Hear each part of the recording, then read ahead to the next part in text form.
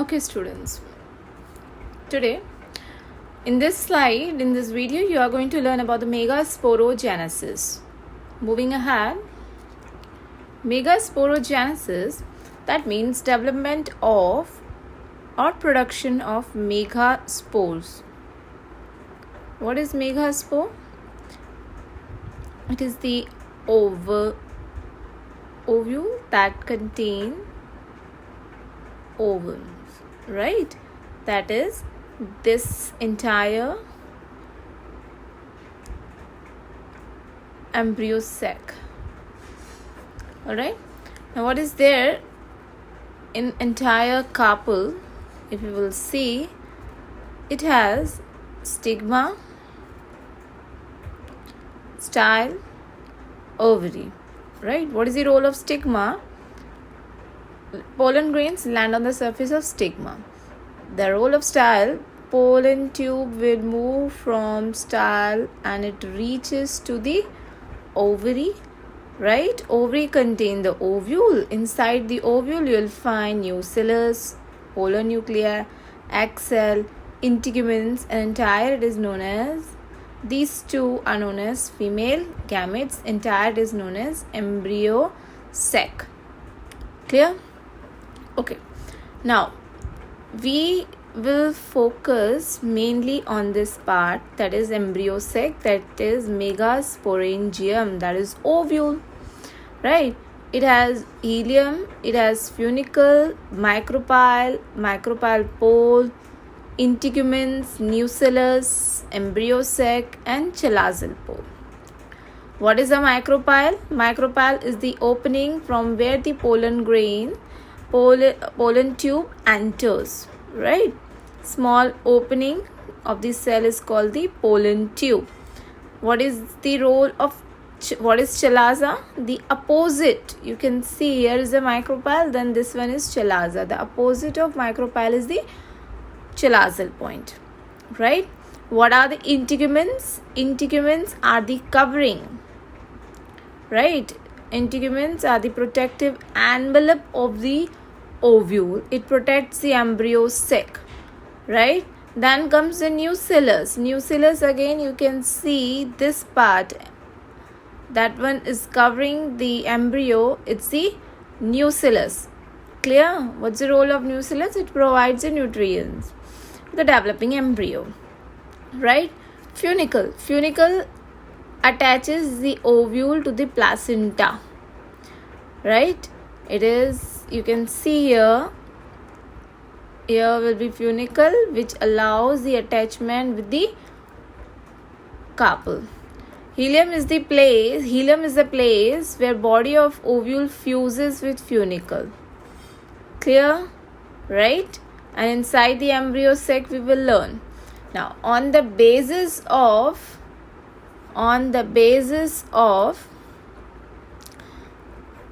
the arrangement of micropyle and chalazal, there are different types of ovules, right? The one that you have to remember is orthotropous, anatropous, right? Rest all and compylotropous. Fine. Rest all you just remember. This is not been asked much. These two are majority, they have been asked: orthotropous, anatropous. What is the arrangement? Here in orthotropous, M and C. M is upstairs, C is near the funicle, right? Whereas here funicle and chalaza are far from each other.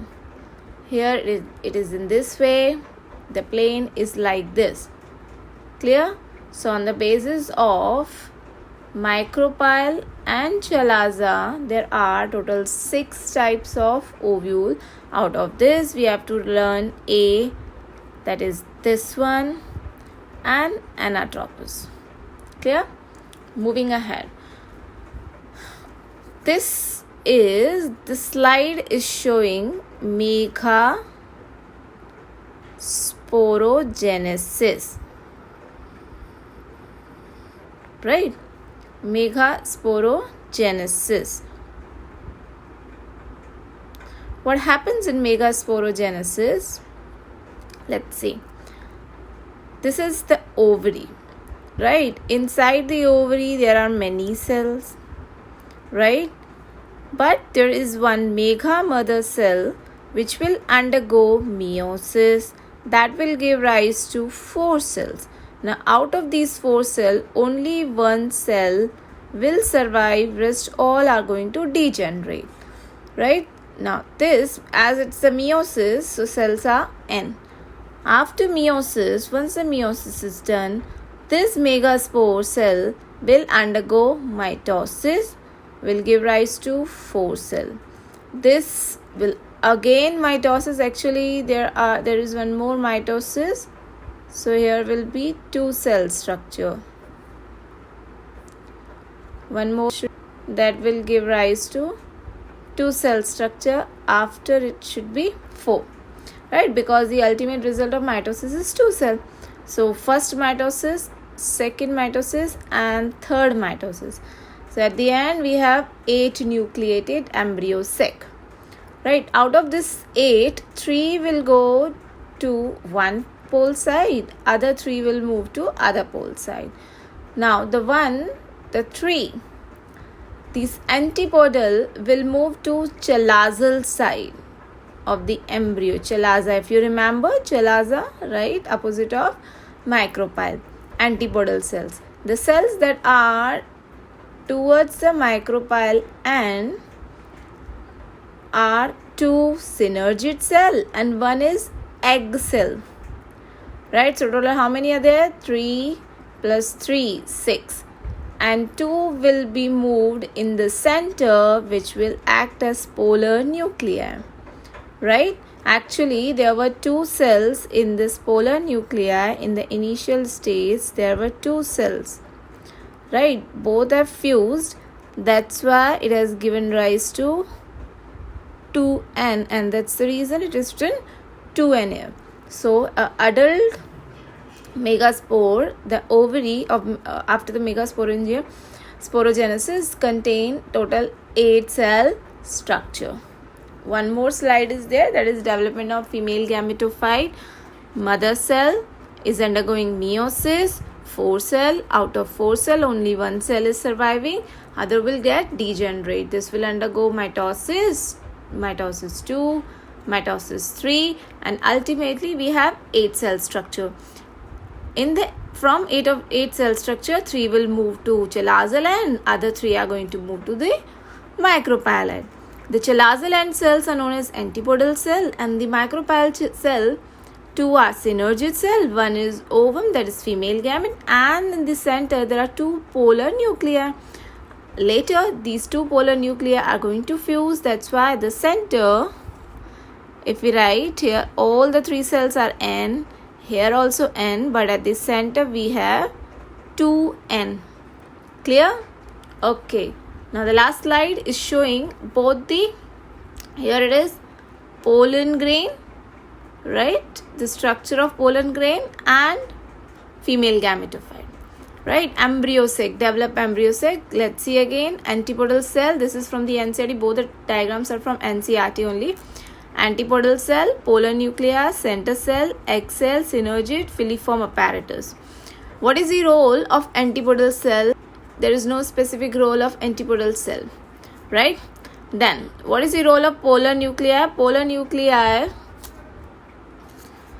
the function of polar nuclei, it will fuse to one of the germ cell of the pollen grain that is present in pollen tube.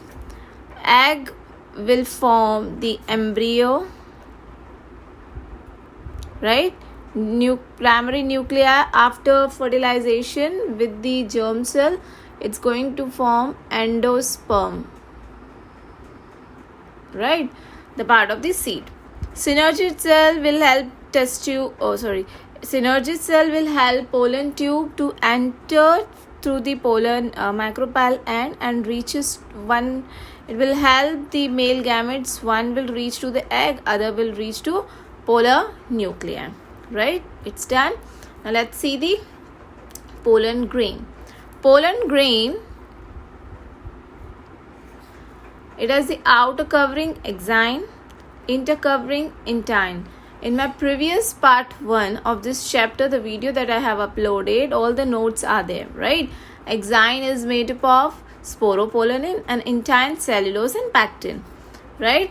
So there are two covering of the pollen tube. Exine sporopollenin is too hard to break, that's why pollen grain can sustain in harsh adverse conditions as well.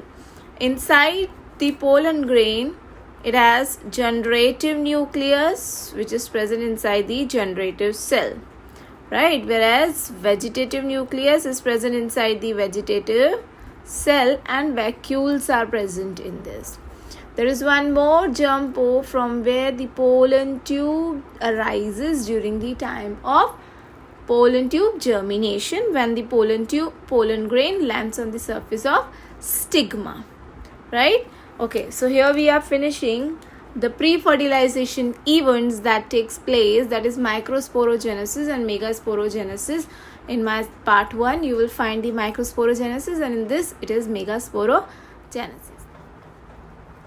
Hello students, in this video we are going to learn about the seed structure of monocot and dicot. Seed is a fertilized ovule. Integuments of ovule harden to form seed coat, which is also known as testa, right? Externally, what the structures you are finding in the seed, it's seed coat, the outermost covering, hard covering, right? Then hilum. Hilum, what is a hilum? It's a scar on a seed coat through which the seed was attached to the fruit. Clear? Then you will also find a small micropyle, that is a small pore on the seed through which oxygen and water exchange occurs during seed germination. Then there are two cotyledons, right? Cotyledons are the seed leaves that stores the food, that provide nourishment to the developing radicle and the plumule. Radicle is an embryonic root, and plumule is an embryonic shoot, right? On the basis of the number of cotyledons, there are two types of seeds, monocot and dicot. Monocot and dicot, I think I have written it incorrect, right? Monocot and dicot. Fine. Here it is. The structure is dicot and this one is monocot. The things that we observe, the parts that we observe in the dicot are seed coat, hilum, micropyle, radicle, cotyledon and plumules. Whereas in monocot, now let's see, the seed coat and fruit wall is present. They have the endosperm. Endosperm is a bulky part within which lies a small embryo. Here you can see a small embryo which is lying inside the endosperm, right? Endosperm is massive, contain the starch, right? So stored food is over in the endosperm. Then there is one more layer which is known as aileron layer. What is the aileron layer? It is a spatial tissue surrounding the endosperm. Then comes the cotyledon. Cotyledon is nothing, here it is known as scutellum, right? Cotyledon is the scutellum.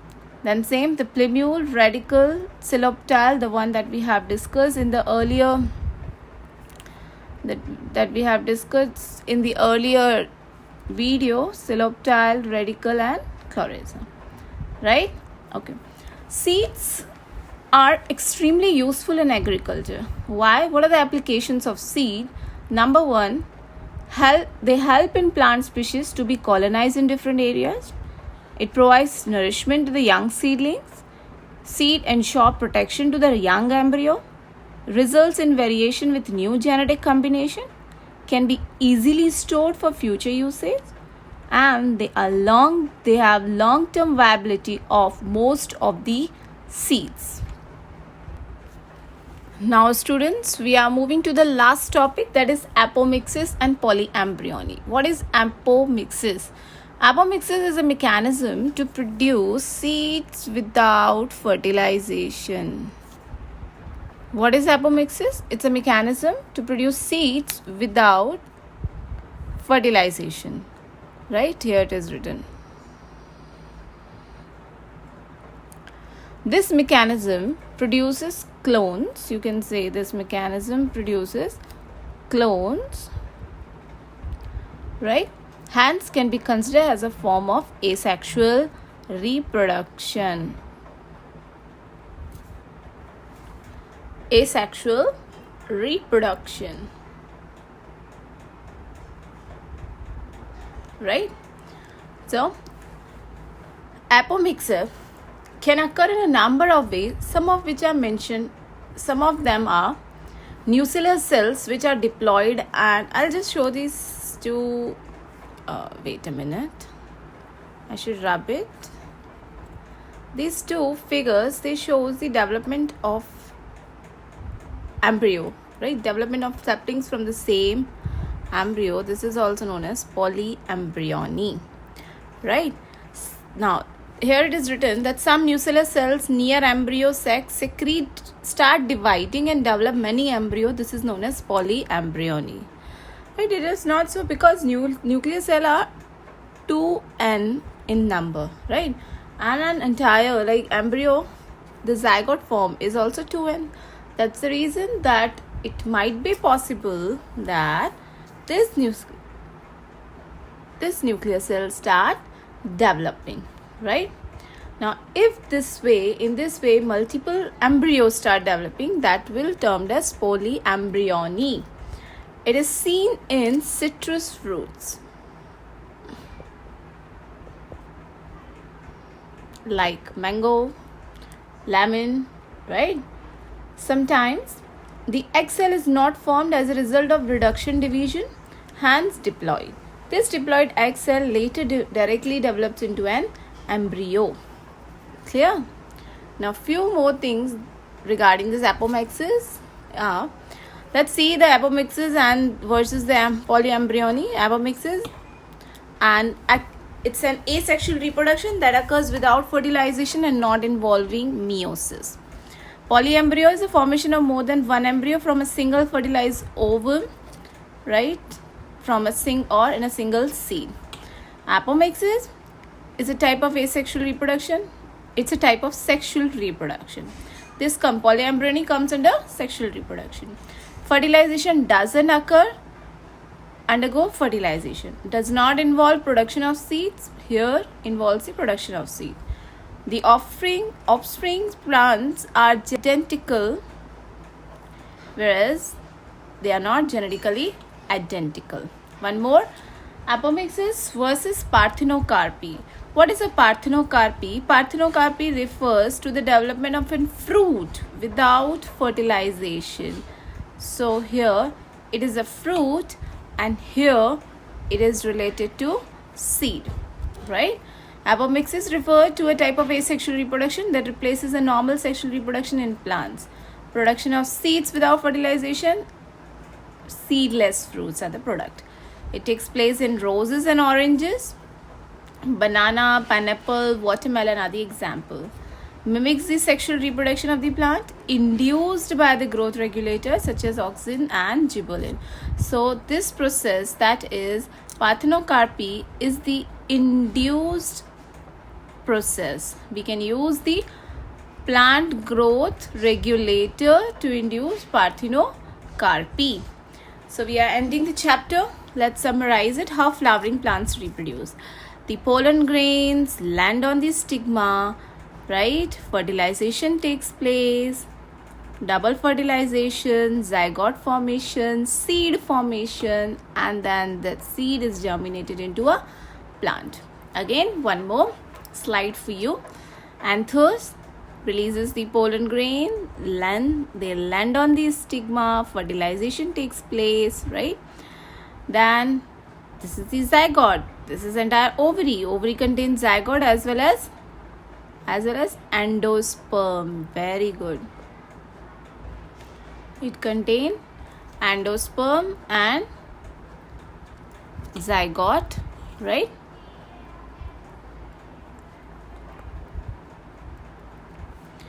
It will develop into a fruit, right?